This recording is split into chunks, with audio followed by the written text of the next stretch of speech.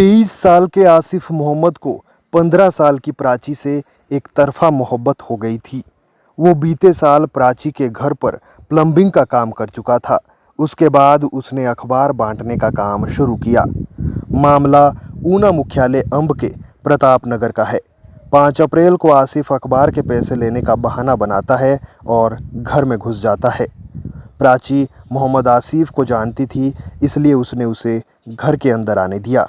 लेकिन उसे क्या मालूम था कि मोहम्मद आसिफ के सर पर एक तरफा प्यार का भूत सवार है। वो उसे किसी भी कीमत पर पाना चाहता था। मोहम्मद आसिफ ने प्राची को पहले प्रपोज किया। जब प्राची ने इनकार किया तो वो ज़ोर ज़बरदस्ती करने लगा। प्राची ने विरोध किया, वो चिल्लाने लगी, लेकिन 23 साल के आसिफ के साथ वो मुकाबला नहीं कर पाई। वो खूब लड़ी, लेकिन मोहम्मद आसिफ की इंसानियत मानो मर चुकी थी।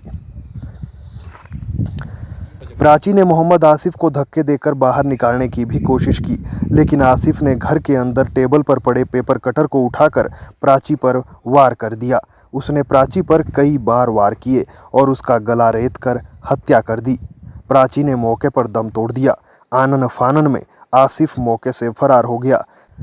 तब से लेकर अब तक पुलिस इस ब्लाइंड मर्डर केस को सुलझाने में लगी थी, लेकिन बीते दिन पुलिस ने इस हत्याकांड को सुलझा दिया। 5 तारीख को थाना अंब में जो 302 धारा के अंतर्गत एक केस रजिस्टर हुआ था, जिसमें एक युवती की हत्या करने का मामला पुलिस के सामने आया था।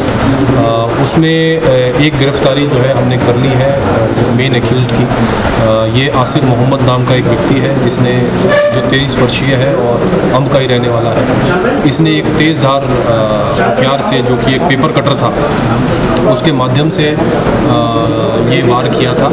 ये घर में जो है बिना रेजिस्टेंस के, क्योंकि घर के अगर क्राइम सीन को देखा जाए तो क्राइम सीन में किसी भी तरह की कोई फोर्स्ड एंट्री नहीं थी, तो वहाँ पे एंटर करने के बाद इसने गलत नियत से जो है लड़की के साथ कुछ उस पर कोशिश की।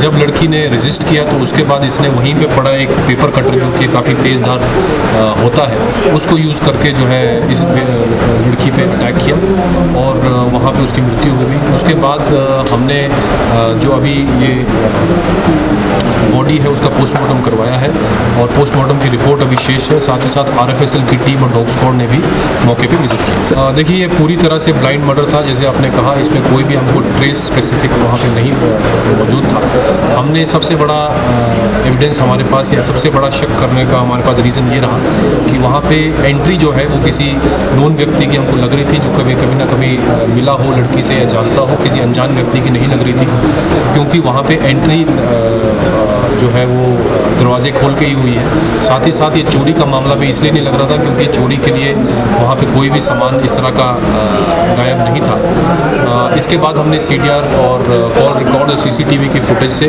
और जो आसपास के लोगों से जो वहाँ पे काम कर रहे थे, खासकर कुछ मजदूर जो वहाँ पे काम कर रहे थे, उनकी मदद से जो है हम फाइनली इसमें पहुँच पाए हैं। फर्दर इन्वेस्टिगेशन इसमें कंटिन्यूड है।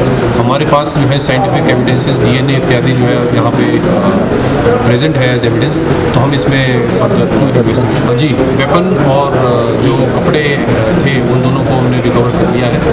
ये एक बहुत इंपॉर्टेंट प्रूफ है। साथ ही साथ वहाँ पे जो और DNA के सैंपल्स या DNA के सोर्स जो हमको मिल पाए थे, वो भी हमने एज एविडेंस कलेक्ट किए हैं। जैसे मैंने कहा, RFSL ने वहाँ पे विजिट किया है और पूरे एरिया को देखा है और जो एविडेंसेस हमारे पास है उसके बेसिस पे हम इन्वेस्टिगेशन कंप्लीट करें।